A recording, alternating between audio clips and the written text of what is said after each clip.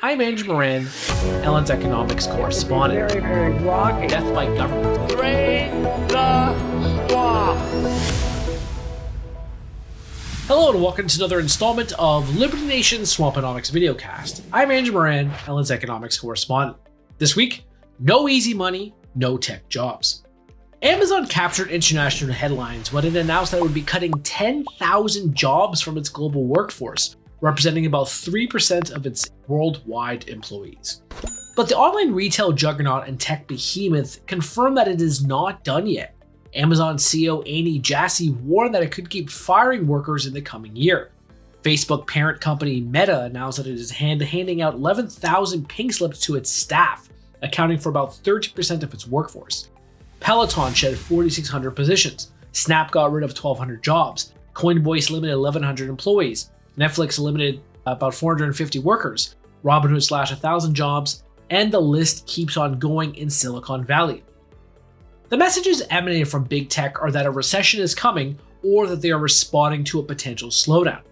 But it is also important to how the tech industry became so massive in the last couple of years. At the start of the coronavirus pandemic, the Federal Reserve slashed interest rates to 0% and injected trillions of dollars into the financial system and national economy. The money then flowed to those closest to the central bank spigot, so in this case, the tech sector. A few things happened on the way to the printing press. First, stock valuations spiked to all-time highs as investors, equipped with free money, poured into these equities. Second, cheap borrowing allowed these tech giants to take out massive loans and start showering their offices with more workers, higher wages, plenty of perks and bonuses, ping pong tables, and free lunches. For whatever reason, these businesses thought that the pandemic-era economy was really the new normal, with everyone home streaming and shopping and never leaving the house to breathe some fresh air. Third, fundraising spiraled out of control. Companies such as FTX were able to raise hundreds of millions of dollars in obscene multi-billion-dollar valuations.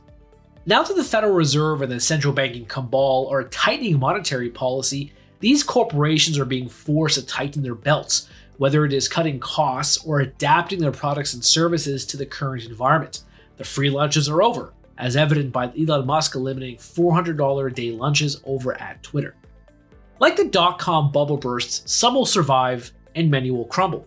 For every Amazon or Google, there will be a Pets.com, Webvan, or eToys.com. Ryan McMakin, an economist and the editor at the Mises Institute, brilliantly opined, quote, "The end of easy money will also separate the real innovators and entrepreneurs, people who will build real value, from the big talking frauds who only look smart or productive when they can just borrow more cheap money to kick the can of their failing and stagnating ventures down the road." Unfortunately, whenever the Fed embraces an era of easy money, the central banks manufacture an environment of malinvestment, moral hazard, and waste, and in many cases, higher inflation.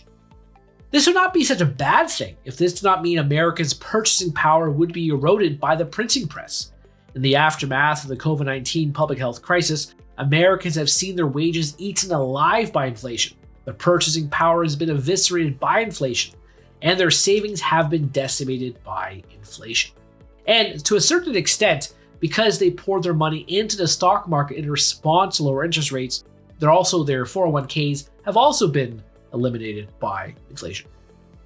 While everyone was getting fat on the decadence and opulence of cheap money, the public is now paying for the sins of these gross iniquities and artificial wealth. In the end, everyone is like James Cagney in the great Warner Brothers gangster flick The Public Enemy. After all the smoke has cleared and the dust has settled, he says, quote, "I ain't so tough." That's it for me this week. Please read my full Swamponomics column on the pages of LibertyNation.com, where I discuss foreigners dumping US treasuries, gold prices, and another US recession. Thank you. Entertaining, informative, and just plain fun. Watch Liberty Nation's The Conservative 5. Produced by conservatives for conservatives. C5's The Left Free Zone. Hosted by Liberty Nation's Lisa K. Donner. Joined by a raucous, irreverent panel of authors. Deconstructing leftist narratives. Debating the hot topics.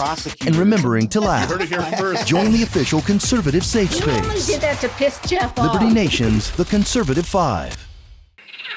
I'm Andrew Moran, Ellen's economics correspondent. Very, very rocky. Death by government. Drain the swamp.